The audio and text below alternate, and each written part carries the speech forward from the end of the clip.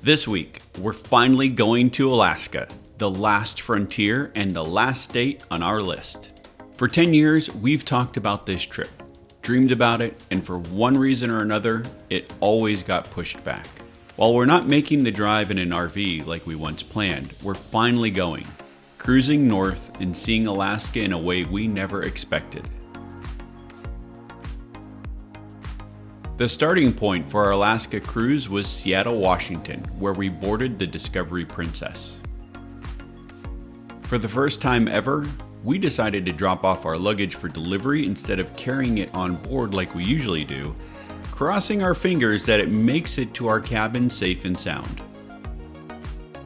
With a few cruises under our belts, we've developed a bit of a routine on Embarkation Day. It starts with lunch in a dining room, a calm escape from the hustle of boarding, followed by a little downtime in one of the lounges while we wait for the announcement that staterooms are ready. Just after 1 o'clock, the announcement came and we headed straight to our balcony stateroom. No matter how many cruises we've been on, there's always something exciting about that first walk in your room. Checking out the space, stepping out onto the balcony, and feeling that sense of adventure that starts to sink in.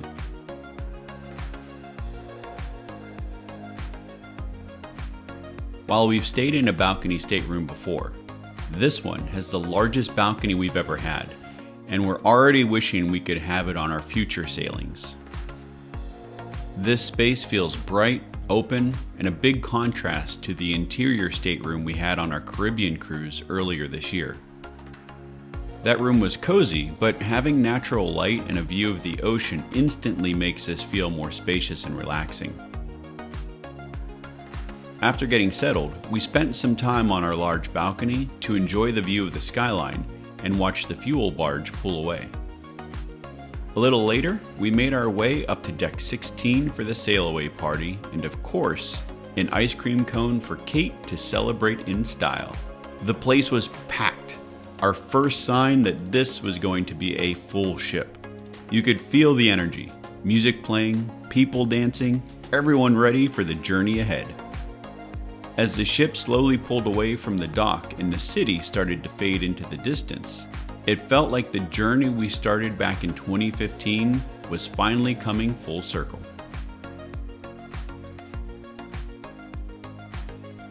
That evening, we wrapped up Embarkation Day with a sit-down dinner in a dining room, the perfect way to wind down after a long travel day.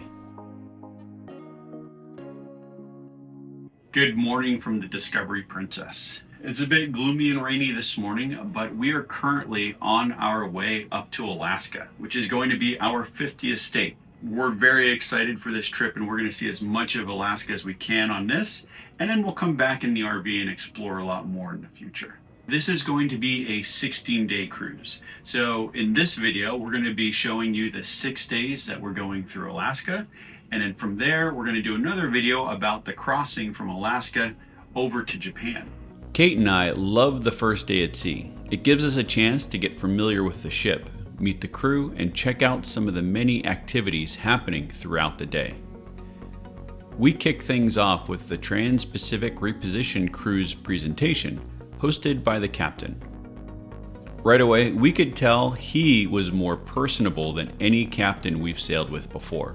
Funny, engaging, and informative. He walked us through the ship's itinerary and route, shared what we could expect, and even pointed out a few highlights along the way. It really set the tone for the rest of the trip and gave us a sense of how involved the captain would be throughout the cruise. It seems like the weather has cleared up quite nicely. We went to a presentation by the captain, hit the gym, got some food, and now we're going to another presentation. This is just a sea day until we get to Ketchikan, which is our first port. After the presentation, we decided to make the most of the nice weather while it lasted. We spent some time by the pool and in the jacuzzi, relaxing and enjoying the afternoon. Knowing the temperature would start dropping as we got closer to Alaska, this felt like the perfect chance to soak up a bit of sunshine before the cold set in. Our evening concluded with the Champagne Waterfall in the Piazza, a Princess Cruises classic, followed by one of their lively game shows. Good morning. It's 1:40 in the morning. The officer of the watch just came over the intercom system in the rooms to let us know that the Aurora Borealis is now visible off the side of the ship. We're gonna get dressed and go upstairs and see what we see.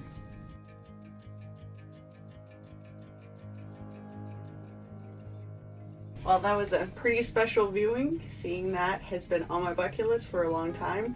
It was not as spectacular as all the photos and, high equipment camera make it out to look, but I'm hoping for more on this trip around Alaska. We made it to our 50th state. Very exciting. Although I haven't gone on land yet, but we're here. Yes, we're here, finally. And today we are going on a crab fishing boat for a tour. After a hearty breakfast, we made our way to the meeting spot for the Bering Sea Crab Fisherman's Tour, something we've both been looking forward to since booking the cruise.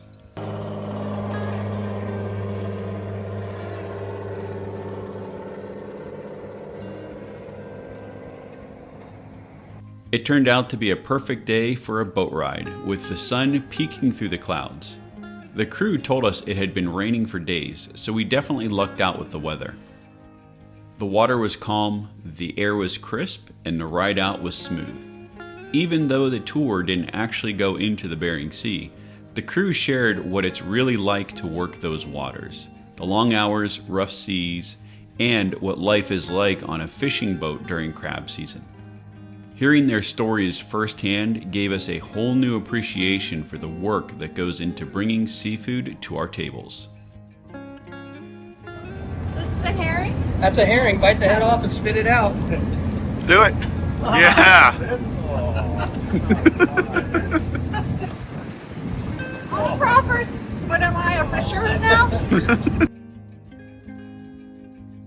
While this was a crab fisherman tour, we got so much more than that from the chance to watch this bald eagle swooping in right next to the boat, to all the different sea life found in the waters around us.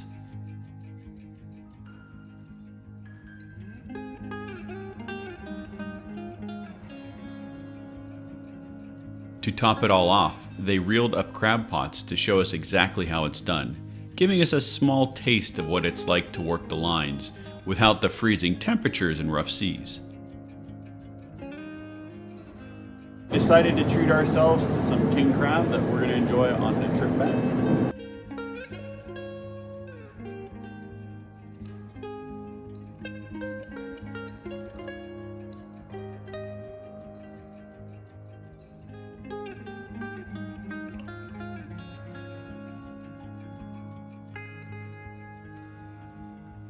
To conclude an already incredible 3-hour tour, we got to watch whales bubble feeding as we pulled back into port.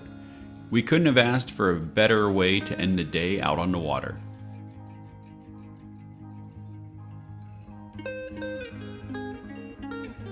Well, I feel like it's time to go jump in a jacuzzi. We have a couple more hours till we have to be back on the ship, but I will say the Aleutian Ballad was an awesome tour. Thank you to the whole crew on board. They made it an awesome experience. All right, let's go see the rest of the town.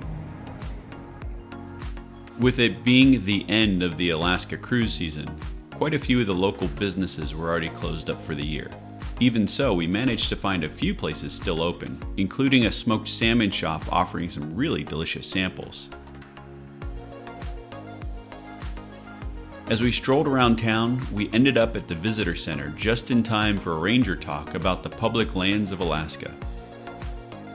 Afterward, we took some time to walk through the Southeast Alaska Discovery Center, which was a great way to learn more about the area before heading back to the ship.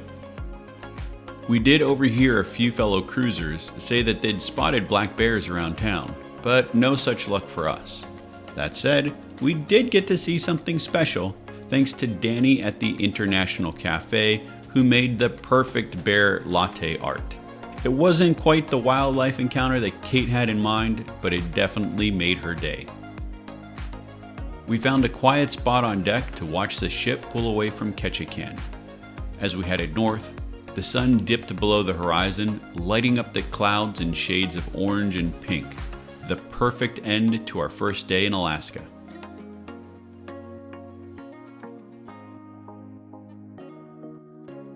Today's chilly port is going to be Juneau, Alaska, and we are going on a helicopter tour to one of the glaciers. We're very excited about this, our first glacier in Alaska. It was an ideal day in Juneau for a helicopter tour.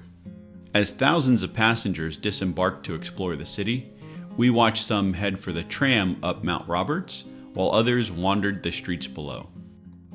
A short drive took us to the airport, where we attended a quick safety briefing and got geared up for our walk on Mendenhall Glacier. Pants, jackets, gloves, and even boots in my size 14.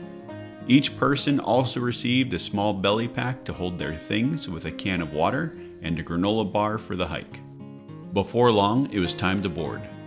Seating was assigned by weight, so Kate and I didn't get to sit together, but every seat came with a window view, perfect for taking in the incredible scenery on the way to the glacier.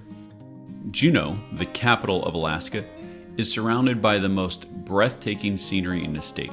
Mountains, rainforest, glacier, and ocean all coming together in one incredible place. As we approached Mendenhall Glacier, the sheer size and scale of it finally hit us. 13 miles of ice flowing down from the Juneau ice field, carving its way through the mountains. Stepping out onto the ice was an entirely new experience. The crunch beneath our boots and the feeling of standing in a place that's been slowly moving and changing for thousands of years. They got size 14 crampons too.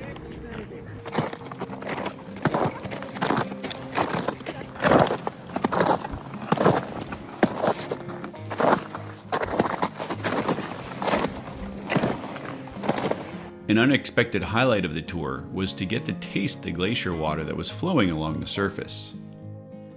Cheers! First time on something this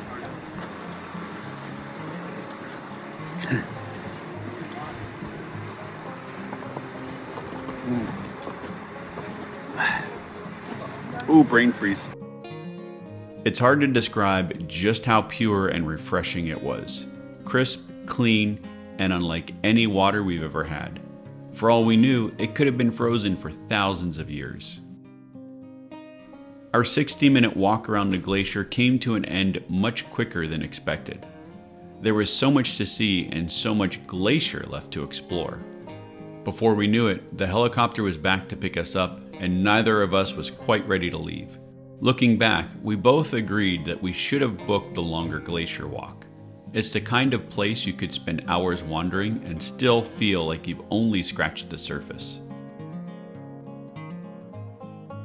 Once we got back to Juneau, we went for a stroll around town to check out a few of the shops that were still open. It was nice just to slow down for a bit, walk around, and take in the sights after such an incredible day. Back on board, we spent the evening relaxing and reflecting on the experience, still in awe that we'd actually walked on a glacier in Alaska. To top off the day, we were treated to an incredible display of the northern lights dancing across the sky. It was one of those unforgettable moments that felt like the perfect ending to a truly magical day in Juneau. The next day was a scenic cruise through Yakutat Bay to see the Hubbard Glacier, the largest tidewater glacier in North America. Even with the low clouds and steady drizzle, the scenery was incredible. Mountains surrounded us on all sides as the ship slowly made its way toward the glacier. The closer we got, the more we could hear the glacier, that deep cracking and rumbling in the distance. Then it happened. A huge chunk of ice broke off and crashed into the water below. The sound was unreal, like thunder rolling across the bay. Standing there, feeling the wind and hearing that echo bounce off the mountains, it's one of those moments that really sticks with you. We threw on our jackets and headed to the upper deck for a hot chocolate and a different view of the glacier.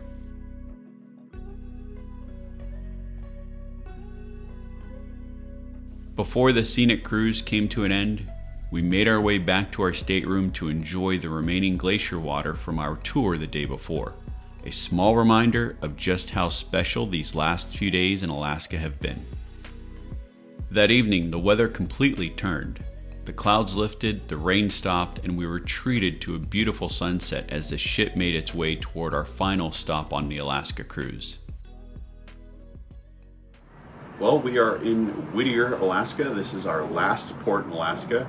I think after the helicopter glacier ride at our last port, it's going to be a hard one to beat, so we're going to take it easy today and just see what this area has to offer. After a relaxing and filling breakfast in the dining room, we made our way ashore to explore Whittier on foot. With her trusty walking map in hand, Kate led the way to our first stop of the day, the Whittier Army Port Historical District, to learn more about what's known as the City Under One Roof. Our next stop was a nearby park, where it was clear a bear had recently passed through. The trash cans were tipped over and garbage was scattered everywhere, but sadly no bears in sight. Even so, we enjoyed taking in the views and the peace and quiet of this little slice of Alaskan paradise. Our stroll around town led us to a hiking trail that turned into a surprisingly rewarding adventure, and eventually reached a lookout with an incredible view that made every step worth it. We certainly didn't plan on hiking that day, but there's something about saying yes to the unexpected that often leads to the best memories. On the way back towards town, we followed the river trail and ended up at the Creekside Campground, already closed for the season, but still fun to walk through. It gave us a chance to see what camping in Alaska might be like, and if on cue, a bald eagle soared overhead while we were checking out the sights. The hikes here were gorgeous, very well-maintained trails, so whoever is doing that work, thank you so much for that. We really appreciated it today. But that is the end of our Alaska adventure. I hope you enjoyed it, and I will say, if you can swing it, definitely do a helicopter ride and try to get up to one of the glaciers, because I feel like it was a life-changing event. Being up there, being able to drink the water and actually see this thing and touch it was phenomenal. Check out our next video, which is going to be the crossing from here over to Tokyo. I think we're going to be on the sea for something like 9 days.